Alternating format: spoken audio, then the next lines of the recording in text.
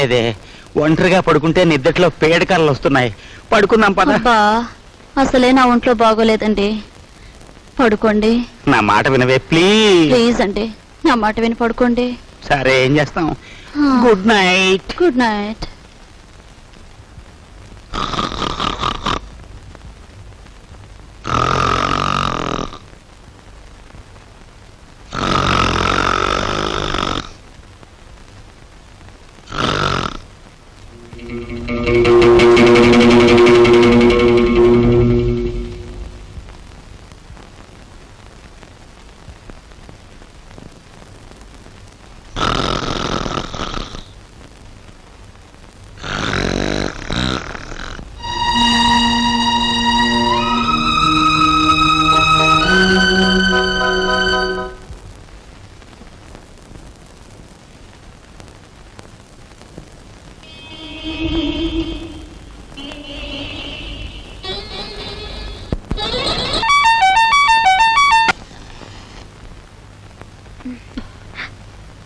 అల్లుడు గారు, టైం అయిందిగా, ఇక వెళ్ళిరండి.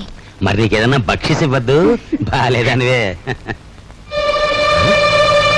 నా డబ్బు, అమ్మో నా డబ్బు, నా డబ్బు. అమ్మ చింతామణి, పంచాయతీలు మింగేవాడు ఒకడైతే మున్సిపాలిటీలు మింగేవాడు ఇంకోడని నైస్ గా పాట పాడి నాకే మస్కా కొడతారా తల్లి కూతుళ్ళు. తీ డబ్బు తీ. ఏం డబ్బు? డోంట్ టాక్, డోంట్ టాక్ అంటే డోంట్ టాక్ అంతే. అసలు శుభకార్యానికి ఉపయోగపడాల్సిన డబ్బు నేనెంతో కష్టపడి మాస్టర్ ప్లాన్ వేసి కొట్టుకొచ్చాను. మర్యాదగా నా డబ్బు నాకు ఇచ్చేయి, లేదు పోలీస్ రిపోర్ట్ ఇస్తాను. Take care. ఆయాస పడకండి. జగ్గు, ఈయనేదో అడుగుతున్నారు, ఇచ్చి పంపయ్యా. కూర్చోండి, వచ్చి ఇస్తాడు.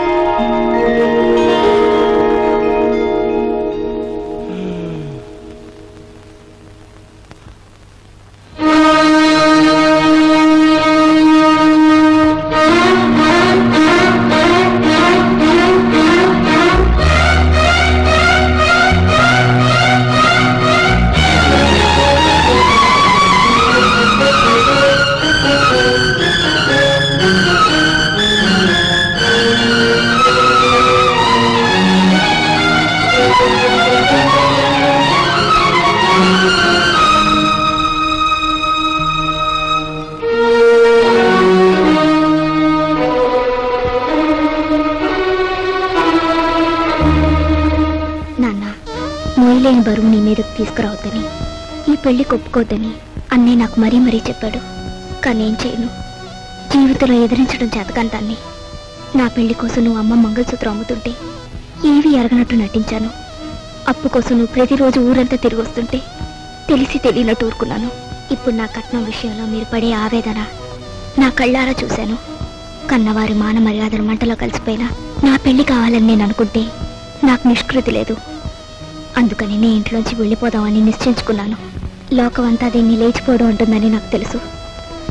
ఇంట్లో ఉండి బరువు బాధ్యతలు కల్పిస్తూ మిమ్మల్ని హత్య చేయడం కన్నా లేచిపోయిందని అపనిందన మోయడం తేలికని నిశ్చయించుకున్నాను. నేను వెళ్ళిపోతున్నాను నాన్న, నన్ను క్షమించండి. ఇట్లు మీ అమ్మాయి సరస్వతి.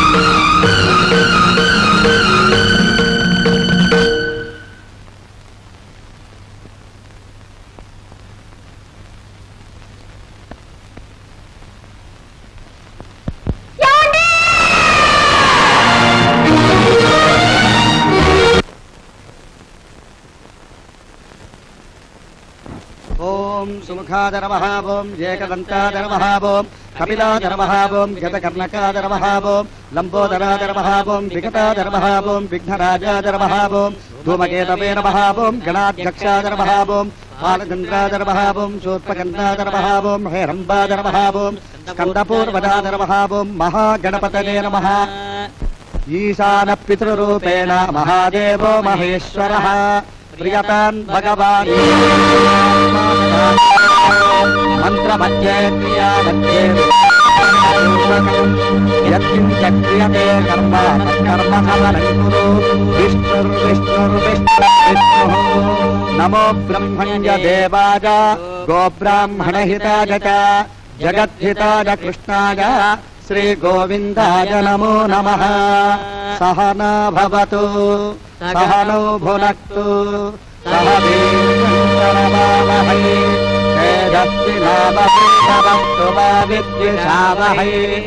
అమ్మా అయ్యో కుయ్యా మొర్రో కుయ్యా. ఒక్క రాత్రి సానిదాని కొంపకెళ్ళి అన్ని వేలు తగలేసి వస్తారా? సిగ్గులేదు? ఎందుకే సిగ్గు? ఎందుకు సిగ్గు? నేనేమన్నా మన సొంత డబ్బులు తగలేశానా? నువ్వు మీ అన్నయ్య దగ్గర కొట్టేశావు, నేను నీ దగ్గర కొట్టేశాను. సిగ్గు అంట సిగ్గు. చూడండి, మా వాడికి తండ్రి చేసిన అప్పులు కొడుకు తీర్చాలని తెలుసు. తీర్చకపోతే మీరు కోర్టుకి వెడతారని తెలుసు. ఆ తర్వాత ఇల్లు వేలం వేస్తారని తెలుసు. ఆ తర్వాత ఇంటిల్లపాది హలో లక్ష్మణ అంటూ రోడ్ల వెంబడి పడతారని తెలుసు. కానీ ఏం చేస్తాడు చెప్పండి? ఏం చేస్తాడు చెప్పండి? పోని మీ వాడికో గొప్పింటి అమ్మాయితో స్నేహం ఉంది కదా, ఆ అమ్మాయి దగ్గర డబ్బు తీసుకుని మా బాకీలు తీర్చచ్చు కదా అని మీరు సలహా ఇవ్వచ్చు. కానీ మా వాడు పరువు, మర్యాద, మానం, అభిమానం అన్నీ మంట కలిసిపోయినా సరే ఇతరుల దగ్గర మాత్రం చెయ్యి చాపడం వాడి పాలసీ. అది మావయ్య ఆవేశపడకు, ఆయాసం వస్తుంది.